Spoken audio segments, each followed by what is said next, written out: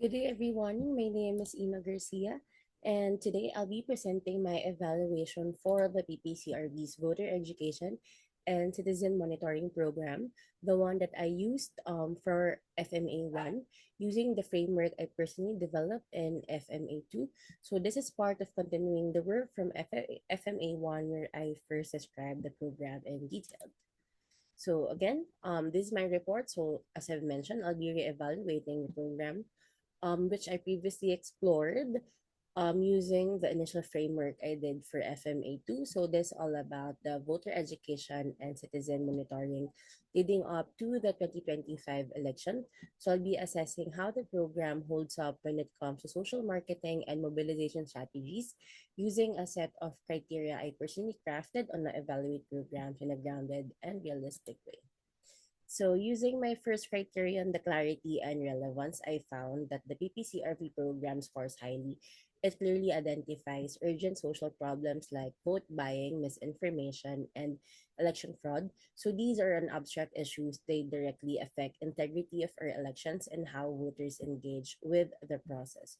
So what's is way strong here is how the campaign frames these issues in a way that's easy to understand, especially for audiences most vulnerable to them, like the first time voters and even our younger Filipinos who are constantly exposed to fake news. So, one area for improvement could be like how the messaging is adopted to different contexts such as rural versus urban communities. So these type of settings experience problems in a different way. So adjusting communication accordingly could make the campaign even more targeted and impactful. Next would be the communication strategy. So the PPCRV program aligns closely with the development communication principles I initially laid out. So this avoids the typical top-down lecture approach and instead builds conversation through the Tibok Minoy values driven message that really connects the Filipino identity and its citizenship. Also noted here that the campaign makes good use of participatory platforms like school-based workshops, volunteer training, and even the parish sessions, which apparently supports the two-way communication. That is something I emphasize heavily in my criteria. That said, while the communication strategy is very strong, I still believe that traditional channels like posters, churches, and Facebooks, if we really wanted to connect with the Gen Z, as what we call them, or like the digital first audiences, there's still room for growth. Like maybe we can use TikTok short form videos or even gamified storytelling just to get their attention.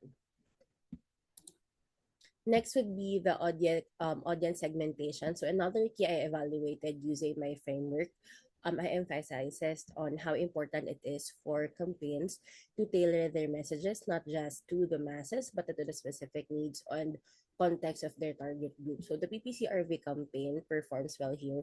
It strategically focuses on first-time voters, students, or even faith-based groups.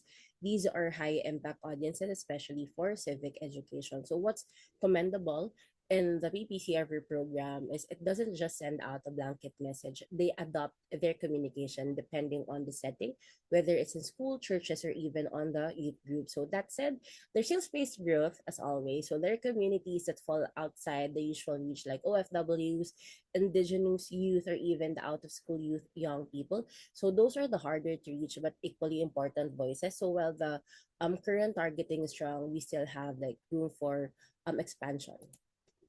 Next would be the 4P or social marketing mix. So based on my framework, I also added the 4P social marketing, the product place, price, and promotion. So even the PPCR really does a great job here as I initially added that to my project as well. So the product here is the civic responsibility and responsible voting, which the campaign frames as something deeply valuable and necessary. While the price most likely is the time and effort of the volunteers. But again, PPCRV balances that well through structured and training support system that make participation easier and more rewarding.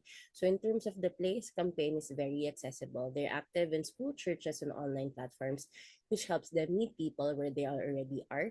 And promotion, they use variety of tools like education materials, voter outreach, events, and even social media. So again, still room for improvement when we say about platforms. So we can still expand it to Facebook, even TikTok, as I mentioned earlier, short form video, and gamified quizzes just to cater to the younger audiences. Next would be the social mobilization approach, also part of my framework. PPCRV scores highly again in this area. So the goal is recruiting between 350,000 to 450,000 volunteers, backed by a strong partnership with churches, schools, and even local organization. So this kind of wide community-based involvement give the campaign real grassroots strengths, and it's a top-down effort. It's community activated, which builds ownership and trust. However, given that we do have like a large number of volunteer, one of the growing challenges would be retention and even coordination, especially during the barangay or maybe on the parish level. So managing that scale requires localized system. Next would be the implementation and management. So the framework also looked how well programs manage day-to-day operations, especially at scale.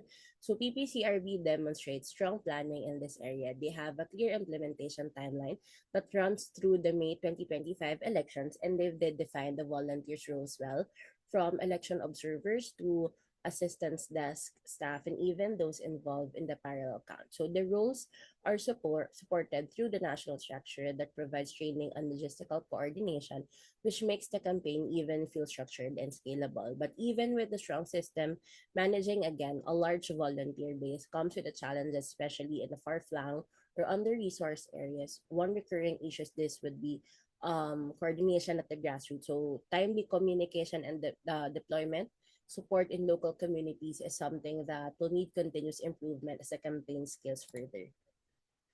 Final criteria in my framework focuses on monitoring and evaluation, ethical compliance, and even as long-term sustainability. So PPCRV shows real strength in this area, right? So on the monitoring side, they check precinct coverage, monitor voter turnout, even gather feedback from volunteers and election monitor. So the data points help them adopt their strategies throughout the election period. Ethics is also a core part of the program.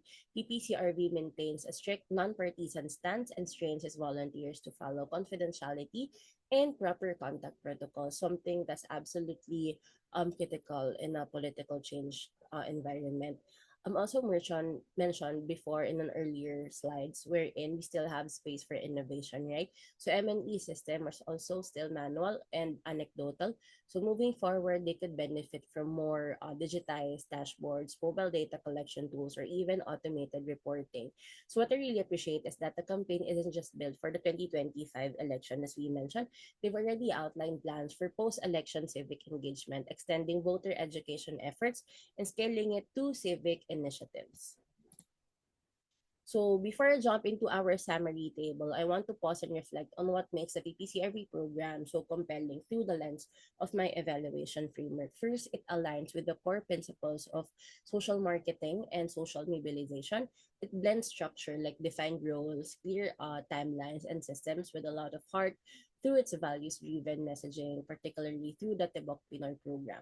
Second is highly adaptable, whether it's a school, parish, or community space. The campaign knows how to mold itself to the setting while keeping the core message intact. It's not easy to pull off, but it makes the approach very inclusive.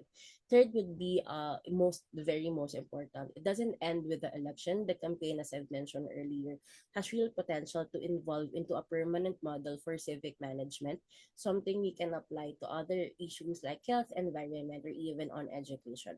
Last but not the least, still room to grow. So improving reach to more communities, getting more creative with digital tools, and even fine-tuning volunteer coordination at our grassroots.